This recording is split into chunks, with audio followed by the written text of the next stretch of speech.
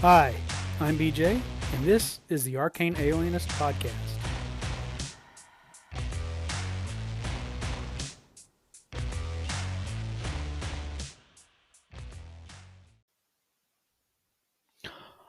Hi, everybody. More RPG Day 2023. What do we got here? We're up to 9 and 10. Um, my favorite dice. Oh, my favorite dice. I got a lot. Well, who among us does not have lots of dice? Um, so I guess there's a couple of ways to look at that. What are my favorite specialized dice in terms of dice mechanics? Different games have different dice mechanics. Um, or is it the favorite dice that you own? How can you pick? That's like asking you to pick your favorite child. Anthony, what the hell were you thinking with this one? Um, so among my favorite dice that I really enjoy, uh, I have my original dice that date back to when I first started playing D&D. They were I believe I bought them at Walden Books. They were a dragon dice set. Um, I think I have a picture of them. Maybe I'll make the cover art for this particular episode a picture of those dice. Um, those are in some ways my favorite dice. I've also got a pair of 10-sided die that instead of having numbers have pips. And I got these at a really great game store that I really like, Moon Rabbit Games in Santa Fe, New Mexico. I think I mentioned them before on the podcast. Um, I've been there 2 or 3 times over the years, but the first time I went there, I got these years ago. So I got one that was yellow and one that was white, so I could always designate if I use these which one was the tens and which ones was the hundred spot. But they're really kind of nice. They're a little bigger than your typical 10-sided die. They have to be in order for them to put pips on there instead of numerals. So they're probably let me get a 20-sided die here and just hold it up for comparison. Um, are they comparable in size to a 20-sided die? They're even a little bigger than your typical 20-sided die. Um, but anyway, those are some of my favorite dice. Um, what else have I got? Do I have any other ones that I really like? I got a really nice set here that my wife gave me for my birthday a couple of years ago. That are metal dice that are just really uh, pretty to look at because they have they've got kind of a brass. The edges and the numbering are brass, but then they're sort of filled in with kind of the faces are kind of a turquoise turquoise color. So I really like and these are from Die Hard Dice, the manufacturer of those dice. I have no idea who manufactured these pipped 10-sided dice. They were just in a bin.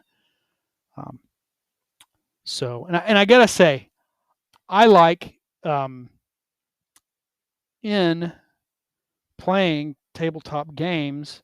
I actually like the directional die that you get from a set of Warhammer dice.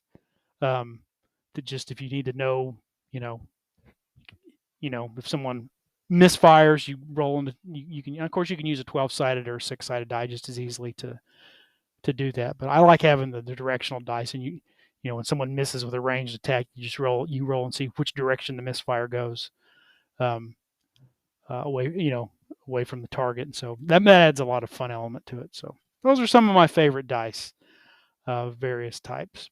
10 favorite tie-in fiction. Will you guys kill me if I tell you that I really enjoyed Honor Among Thieves?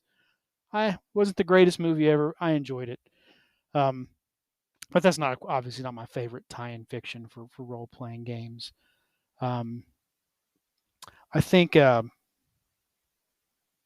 for D&D again, it's kind of hard. There's probably something that's underappreciated because this came out during the fourth edition era, but there was a D&D comic book about a Fells 5, and it was sort of set in the default points of light setting for fourth edition and using fourth edition style characters. But it was just very well written, very very creative, very a lot of humor. Um, so that's some favorite tie-in fiction that I think is probably not a lot of people have heard of. You should check it out if you get a chance. It's really good, and they only went so many. They only had 2 story arcs, so it's pretty easy to get a hold of it in trade paperback, maybe on digital. I don't know. Um, but my favorite tie-in fiction, is for role-playing games. There's been so many D&D novels, and I really haven't gotten into any of the sort of fiction that's been done for some of the other role-playing games or tabletop games. Although my understanding is that The Expanse was kind of inspired by some sort of sci-fi role-playing game. I don't know if they were playing Traveller or what, but as far as just sort of D&D, because that's kind of the big dog with all the tie-in novels, I really enjoyed. It's got to be Dragonlance. Not everything. Dragonlance suffered from a lot of bloat and a lot of quality control once it got out of the hands of Wise and Hickman. I think if you stick with the stuff that have been written by Margaret Wise, with and without Tracy Hickman, you still get a pretty good series of Dragonlance novels. I haven't read the newest one yet. It's still on my stack of things to read. I've been reading other stuff, but that's my favorite, probably. Tie-in fiction that is specifically set in the D&D world. Of course, I've read up, kept up with the R.A. Salvatore's, all the stuff on Drizzt Do'Urden over the years. I'm still up to date on that, but I think Dragonlance is still probably my favorite. Particularly those original chronicles. There's nothing quite like them. Any other fan favorite fiction I want to talk about, even if it's not Dragonlance? Nope, I don't think so. Of course, you gotta love the old D&D cartoon from the 80s. But yeah, it's just the Dragonlance novels are going to be my favorite tie-in fiction for role-playing games.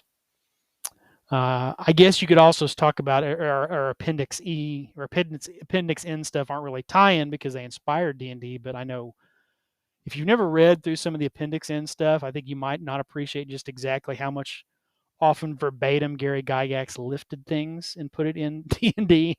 Not like that's kind of like, it's like, no, that's pretty much right out of stuff, particularly 3 Hearts and 3 Lines by Pal Anderson.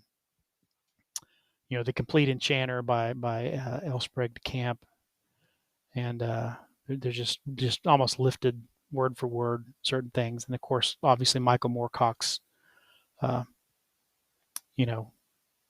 conceptions of law, chaos, and neutrality for the early D&D alignment. So you got to mention those things as sort of tie-in terms of inspiration. But again, actually inspired by the role-playing games. Yep, still Dragonlance. Got to be Dragonlance. All right, that's it for this episode. I hope you guys are all doing out there. Take care of yourselves. I'll be back tomorrow.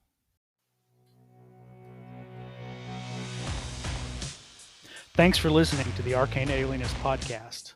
The music you're hearing is Come and Get It by Scott Holmes Music. The cover art is by Dave Bone. Be sure to check out his stuff at ironseer.com. You can leave me a message. I have my SpeakPipe account linked to the show description. You can also send me an email at arcane.alienist@gmail.com. Just embed a voice memo, or I'll just read the text to your email during a future episode. Once again, thanks so much for listening.